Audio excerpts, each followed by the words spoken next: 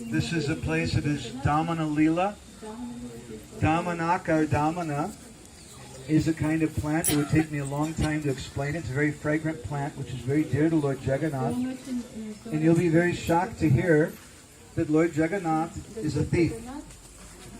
And he comes every year and he steals some of the damana in the late at night, because that's what thieves do. They come at night. It is a very wonderful pastime. We printed it in one of our magazines, a story about Damanaka, and some photos from here. There are 3 temples in this area, 4 temples we should say.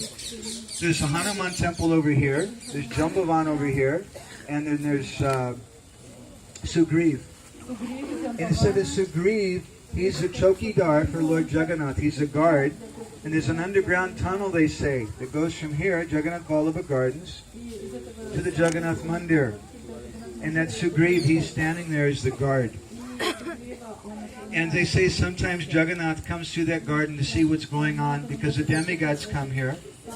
There's a song I was thinking about, a mundane song by Joan Baez, when we were coming in here. She's a folk singer in America, and she sang a song. She said, they paved, means they put down cement. They paved paradise and put up a parking lot. Well, that's what happened to Jagannath Vallabha Gardens. It used to be, this was one of the most fantastic gardens in the world. They had hundreds and hundreds of different types of flowers and fruits and things they offered to Jagannath. And today all that's left is a little area here behind me, behind this wall. They put a parking lot here.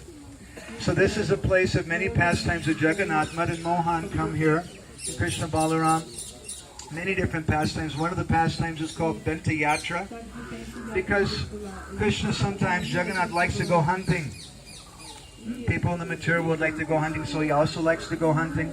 So he comes here on Benta Yatra, and they don't kill any deer or anything, but they have coconuts, which represent deer.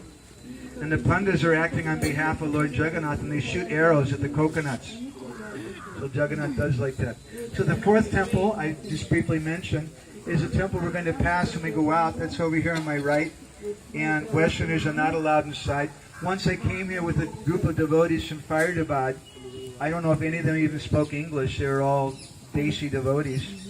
And I was standing outside the temple, and I told them, so inside there's this deity and this, and you can all go inside, but I can't go.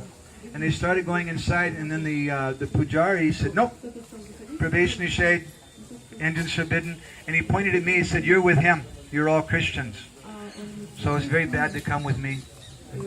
So anyway, this temple here, the local devotees may be able to go inside, but we're going very quickly to Bhaktisiddhanta's birthplace. This is a very special place. Ramananda Roy was staying here on the order of Sri Chaitanya Mahaprabhu.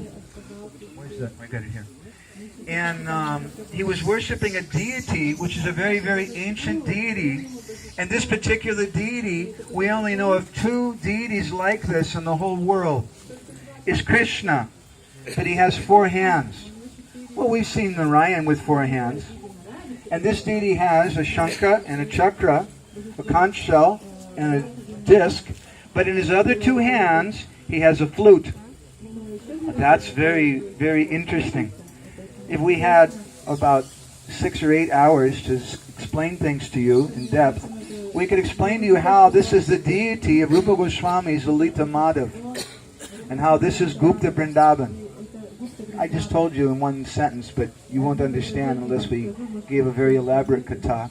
Also present in this temple are deities of Jagannath Baladev Subhadra, and there's a deity of Ramananda Roy, and a deity of Chaitanya Mahaprabhu, and there's many Shalagram Shilas they say that were worshipped by Ramananda Roy.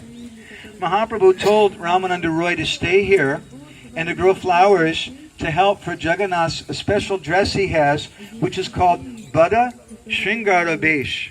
Bada is the same as in Bengali Boro, means great.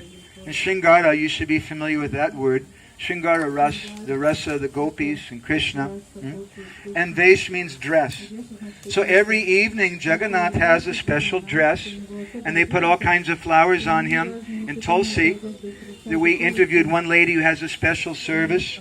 She takes Tulsi leaves and she writes words from the Gita Govinda on the Tulsi leaves. And they paste those to Jagannath's heart every night. In the Jagannath Mandir, I'm told, there's a plaque near Jagannath, which was installed by Maharaj Prataparudra, which says that Jagannath is Gita Govinda Thakur.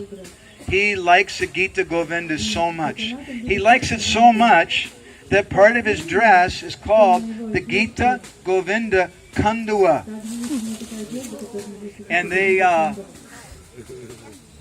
have a special sari that they write verses from the Gita Govinda on. Gita Govinda, if you don't know, is a very rasik book written by Jayadev Goswami.